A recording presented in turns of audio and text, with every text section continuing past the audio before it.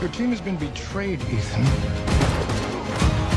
All your secrets compromised.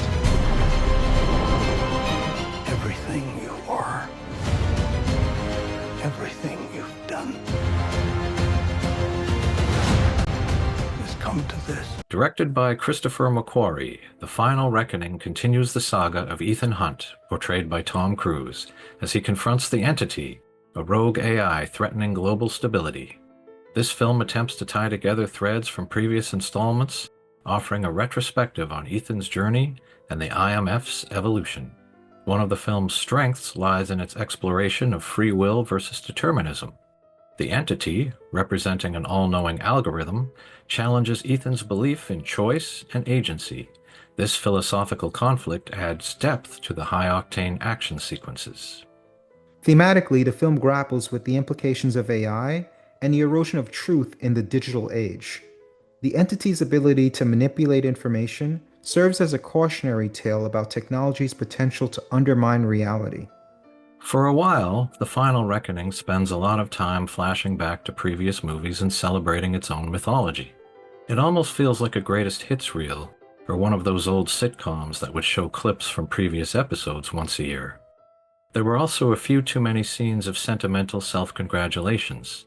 If you're old enough to remember SCTV, like me, you might have thought the characters were on the Sammy Maudlin show telling each other how wonderful they are. But these small quibbles aside, I enjoyed the movie quite a bit. It was compelling and entertaining, and I appreciated the science fiction aspects of it. It was also nice to see aging characters staring their own mortality in the face.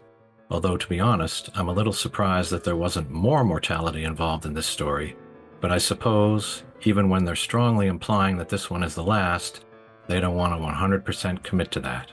Overall, I think it's very good, and a fitting end for the series, and I would recommend that all fans check it out. If you missed Dead Reckoning Part 1, don't worry. Final Reckoning recaps just enough and recontextualizes the entire series, from callbacks and Easter eggs to the emotional farewell of a legacy character. This really feels like the culmination of everything since 1996. While the ensemble is packed, standouts like Hayley Atwell's Grace shine, even if others like Benji and Luther don't get enough time. And yes, at 2 hours and 47 minutes, the movie could have trimmed the big stunt sequences. But knowing Tom Cruise is doing most of them practically makes it hard to complain. What didn't work as well was the villain. The Entity, a rogue AI, is a fascinating concept, but lacks a physical presence. It influences everything, yet feels abstract, especially compared to AI villains like HAL 9000, who had real character and emotional impact. Still, the themes of truth, control, and human agency are timely and effective. This may not be the best Mission Impossible film, but it's a very good one, and absolutely worth seeing on the big screen. Neither should you.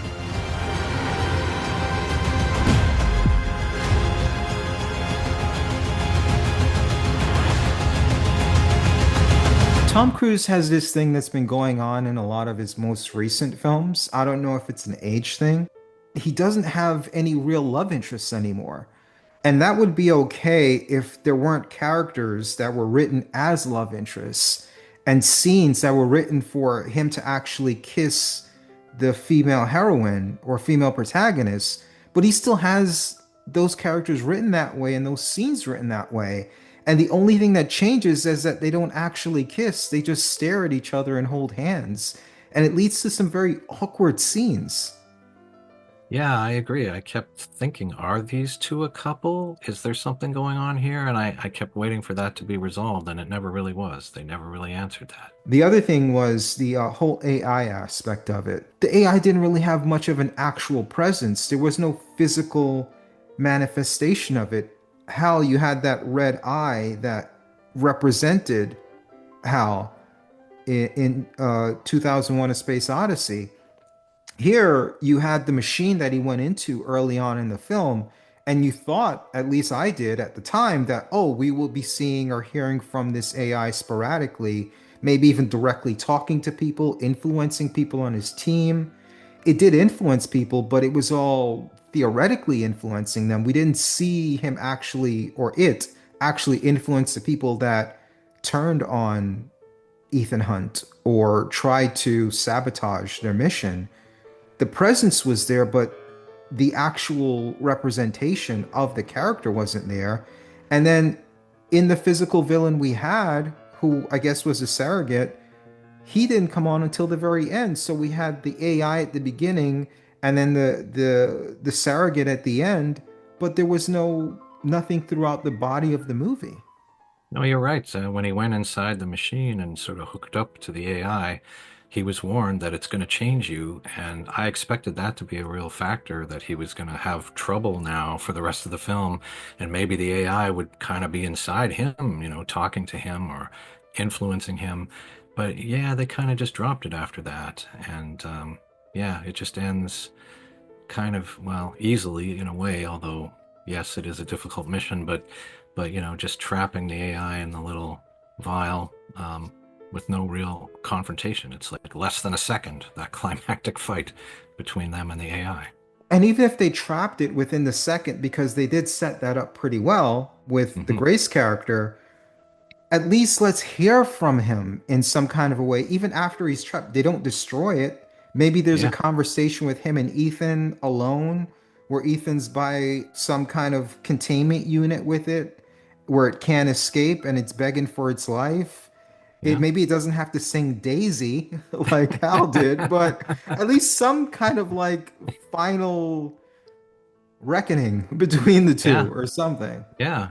And I mean, that was odd too, that once it's trapped, they just seem to hang on to it. Like, what are they going to do with it? It doesn't, you know, Which leads into the final point I guess we should get into. yeah, It doesn't feel final. In certain ways it does, but you had Vin Ring's character die early on. So I'm like, oh, if they're going mm, to kill off a character early on, they're showing that the stakes are high and that yeah, anyone can die. This was supposed to be the finale of the series. Why not kill characters that we're never going to see again anyway? yeah, Instead, it looks like they were building a team that we're going to see in future installments. They're all like yeah. staring at each other at the end, like, all right, this is my new team, but isn't this supposed to be the final one? Yeah, I mean, that's what it seemed like, and they seemed like they were definitely building up to a tragic ending. Characters were going to die, and it really felt like they should in a way. And it's still surprising to me that they didn't. And I'm not even sure how they survived, to be honest. A couple of those characters, I may have blinked and missed something, but I think they just kind of somehow survived. Simon Pegg's character was all but dead, and I thought it implied that he was dead until we saw him in the final scene. And Yeah, even Tom Cruise's parachute burns up, but then they cut away and then they cut back and he's alive. Where'd the second yeah, parachute come from? Where was the yeah, setup for the second parachute? yeah, It just happened off screen, like almost like it was a rewrite. yeah.